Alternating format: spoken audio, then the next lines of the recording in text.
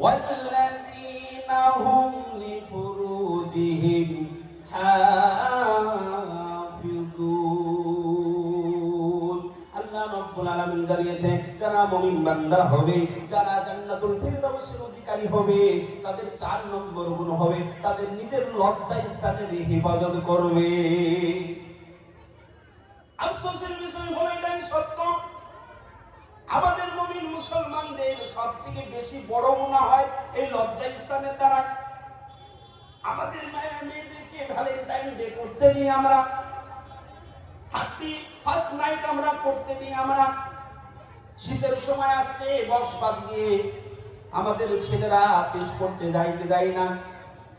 অসম্মানিত উপস্থিতি, যতই আমি আপনি আলেমে দিন হন না কেন, হাদিসে হন না কেন, যতই আপনি ইমানদার হন না কেন, যতই বড় আপনি জিম্মাদার হন না কেন, আপনার মেয়েকে, আপনার বিবিকে, আপনার মাকে যদি পর্দায় না রাখতে পারেন, আপনাকে দায়িশের খাতায় নাম তুলে দিই, আপনাকে জাহান্নামের ভিতরে নিক্ষেপ করা হবে। অসম্মানিত উপস্থিতি, একজন যুবক আল্লাহ রাসূলের কাছে বলছে, ইয়া রাসূলুল্লাহ, ইয়া হাবিবাল্লাহ, আমাকে জিনা করার অর্ডার দেন। বলছে, ও যুবক, তুমি কার সঙ্গে জিনা করবা? আল্লাহ রাসূল বলল, যে তুমি যে জিনা করবা, তুমি কার সঙ্গে জিনা করবা? আগে আমার প্রশ্ন তুমি উত্তর দাও। তুমি বলো, তোমার মার সঙ্গে যদি কেউ জিনা করতে চাই, তাহলে কি তুমি মেনে নিবা নাকি? বলছি, ইয়া রাসূলুল্লাহ, ইয়া হাবিবাল্লাহ, মেনা তো দূরের কথা, তার মুখে তো মেরে দেব। বলছে, তোমার মেয়ের সঙ্গে কেউ জিনা করলে মেনে নিবা নাকি? বলছি, ইয়া রাসূলুল্লাহ, ইয়া হাবিবাল্লাহ, মানবো না। তোমার বিবির সঙ্গে জিনা করলে মানবা নাকি? মানবো না। তোমার খালার সঙ্গে জিনা করলে মানবা নাকি? মানবো না। ইয়া রাসূলুল্লাহ, ইয়া হাবিবাল্লাহ, এটা মানতেই পারি না। আল্লাহ রাসূল বলল, তাহলে তুমি কার সঙ্গে যুবক জিনা করবা? যার সঙ্গে জিনা করবা সে তো কাউরির মেয়ে, সে তো কাউরির খালা, সে তো কাউরির ফুপা, সে তো কাউরির মা, সে তো কাউরির বিবি, সে তো কাউরির মেয়ে। তুমি কার সঙ্গে যুবক জিনা করবা? তুমি বলো, বলো। হাদিসের রাবী বলেছিল, শেষ পর্যন্ত এই যুবক আর জিন্দেগিতে কোনোদিন তার মনে তামান্নাটুকু আসেনি যে আর জিনা করবে। সকলে বলে সুবহানাল্লাহ। আল্লাহ রাসূল বলে দিয়েছেন, এই যে দুই চলের মাঝে যে অংশটা, জিহ্বাটা, দুই রানের মাঝে যে স্থানটা, লজ্জা স্থানটা, এই দুটো জিনিসের যদি আমাকে তোমরা গ্যারান্টি দিতে পারো, ও উম্মতরা, তোমরা যদি এই দুটো জিনিসের গ্যারান্টি দিতে পারো, সঙ্গে সঙ্গে তোমাদেরকে আমি জান্নাতের গ্যারান্টি দিয়ে দিলাম। ও মুমিন মুসলমান, যারা জান্নাতুল ফিরদাউসের অধিকারী হবে, তাদের তাহলে 4th নাম্বার গুণ হবে, ওয়াল্লাযীনা হুম ওয়াল্লাযীনা হুম লিফুরুজিহিম হাফিজুন। তারা নিজের লজ্জা স্থানের হেফাজত করবে।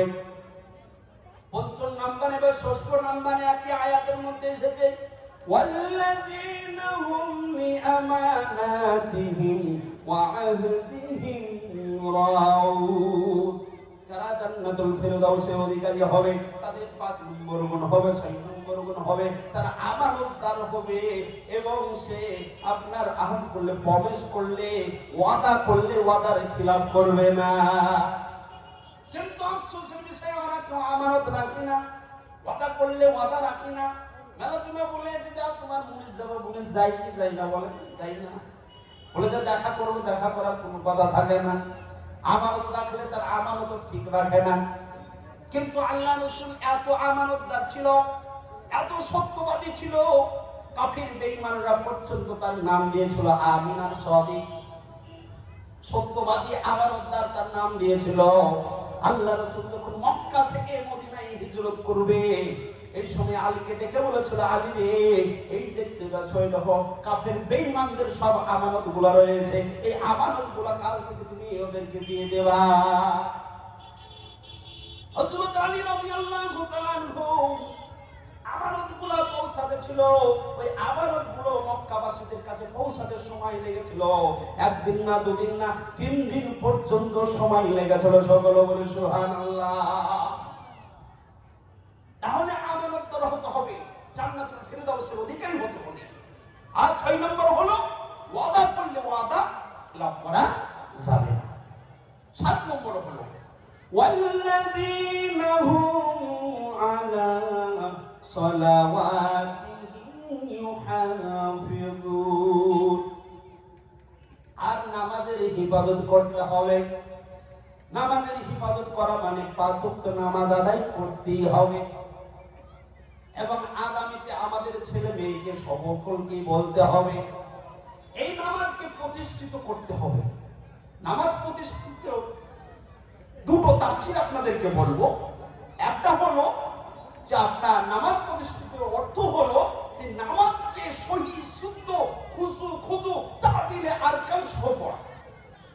আর দ্বিতীয় তাফসীর হলো যে নামাজকে আপনি মরে যাওয়ার পরে আপনার ছেলে মেয়ে আপনার আত্মীয় স্বজন পাড়া প্রতিবেশী তাও যেন নামাজি হয়ে যায়, এই চিন্তাধারা আপনার মধ্যে থাকতে হবে। মুমিন মুসলমান নামাজের ইবাদত করতে হবে। যদি আমরা এই 7টা গুণে গুণান্বিত হতে পারি, আল্লাহ রাব্বুল আলামিন জানিয়ে দিয়েছে উলাইকা হুমুল ওয়ারিসুন আল্লাযীনা ইয়ারিসুনাল ফিরদাউসা হুম ফিহা খালিদুন। তারা ওয়ারিস হয়ে যাবে। ওয়ারিস হিসেবে কাদেরকে চিনি আমরা মরে যাব, আমাদের ছেলে মেয়ে ওয়ারিস হিসাবে জমি জায়গা পেয়ে যাবে, তাই না? ওয়ারিস হিসাবে জমি জায়গা পেয়ে যাবে, এদেরকে ওয়ারিস বলা হয়।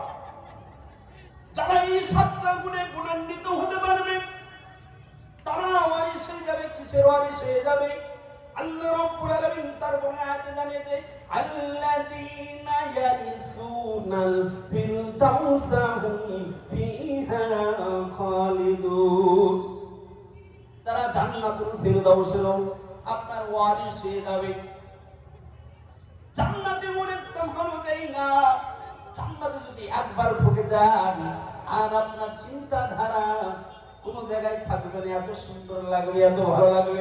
আল্লাহ রাব্বুল আলামিন জানিয়েছে 24 পারার মধ্যে ওয়াসিকাল্লাযীনা তাকাউ রাব্বাহুম ইলাল জান্নাতি যুমারা হাত্তা ইযা জাউহা ওয়া ফুতিহাত আবওয়াবুহা ওয়া ক্বালা লাহুম খাযানাতুহা সালামুন আলাইকুম তিবতুম ফাদখুলুহা খালিদিন।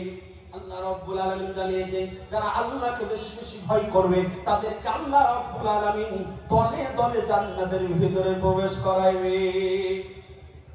অবশেষে যখন তারা জান্নাতের গেটের কাছে পৌঁছে যাবে তখন জান্নাতি রক্ষক বাহিনীরা তাদেরকে সুস্বাগতম জানাবে, বলবে আহলান সাহলান, এসো এসো, চিরস্থায়ী জান্নাতের মধ্যে তোমরা প্রবেশ করো।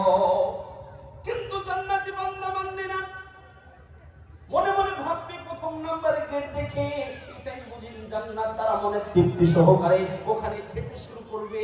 জান্নাতের প্রথম নাম্বার খাবারটা কি হবে জানেন গো? জান্নাতের প্রথম নাম্বার খাবার হবে মাছের কলিজা ভাজি, খাসির মাংস হবে, গরুর মাংস হবে। দুনিয়ার মতন নাকি? এটা হলো জান্নাতে। খালি আপনাদেরকে বোঝাতে পারি, কিন্তু কেমন সুন্দর হবে এটা আমরা ভাষায় প্রকাশ করতে পারি না। এত সুন্দর হবে আমরা বলে বোঝাতে পারবো না আপনাদের। ওই কলিজা ভাজি খেতে খেতে খেতে আপনার কণ্ঠ পর্যন্ত খেয়ে ফেলবে, নলি পর্যন্ত খেয়ে ফেলবে। জান্নাতি রক্ষা বাহিনীরা বলবে এটা তো জান্নাত নাই, সামনে এগিয়ে চলো। বলবে কি বলছেন আপনি? এবার যে আমরা খেয়ে ফেলেছি কি করব?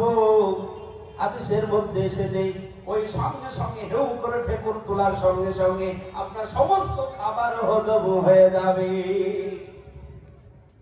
জান্নাতি বান্দা বান্দিরা বলবে এটা জান্নাত না, সামনে এগিয়ে চলো। সামনে এগিয়ে নিয়ে যাওয়া হবে। আবার দ্বিতীয় নাম্বার দেখবে আরো সুন্দর গেট, আরো কিছু ভালো কিছু দেখবে যে খাওয়ার অনেক আইটেম আছে, অনেক বসার এয়ার কন্ডিশন জায়গা আছে। মনে তৃপ্তি করে সহকারে খেতে শুরু করবে। খেতে খেতে খেতে আবার নলি পর্যন্ত খেয়ে ফেলবে। আল্লাহ রাব্বুল আলামিন এই করে করে ওই জান্নাতের রক্ষা বাহিনীরা বলবে এটা জান্নাত না, সামনে জান্নাত আছে। আবার আমরা এরকম করতে করতে অবশেষে যখন জান্নাতের ভিতরে ঢুকে যাবে আর তারা জান্নাতের নাজ নিয়ামত দেখে তারা আত্মহারা হয়ে যাবে। জান্নাতে বান্দা বান্দিরা ওই সময় আল্লাহ রাব্বুল আলামিনকে ডেকে বলবে, ও আল্লাহ, দুনিয়ার মুখে অনেক সময় ছিলাম, অনেক গরিব ছিলাম, আল্লাহ জান্নাতের ভিতরে আমরা তো দুনিয়াতে অন্য ফল কিনে খেতে পারিনি, আল্লাহ জান্নাতি ফল আমরা খেতে চাই। সঙ্গে সঙ্গে আল্লাহ রাব্বুল আলামিন জান্নাতি ফলের থোকা আপনার সম্মুখে হাজির করে দেবে। আল্লাহ বলবে, বান্দা তুই এবার ছেড়ে ছেড়ে খানা। বলবি, আল্লাহ আমি তো ছেড়ে ছেড়ে খেতে পারবো না। বলবি, বান্দা তুই কি চাস বল না। বলবি, আল্লাহ এই জান্নাতি ফলটা আমার মুখের মধ্যে ঢুকে দেওয়া হোক। সঙ্গে সঙ্গে আল্লাহ রাব্বুল আলামিন ওই জান্নাতি ফলটা মুখের মধ্যে ঢুকে দেবেন। আল্লাহ বলবে, ওই বান্দারা বলবে, ও আল্লাহ আজ কামড় মারতেও পারবো না। বলবি, আল্লাহ তুমি বান্দা কি চাও বলো না। বলবে, নরম করে দাও। সঙ্গে সঙ্গে আল্লাহ রাব্বুল আলামিন ওই জান্নাতি ফলগুলোকে নরম করে দেবে।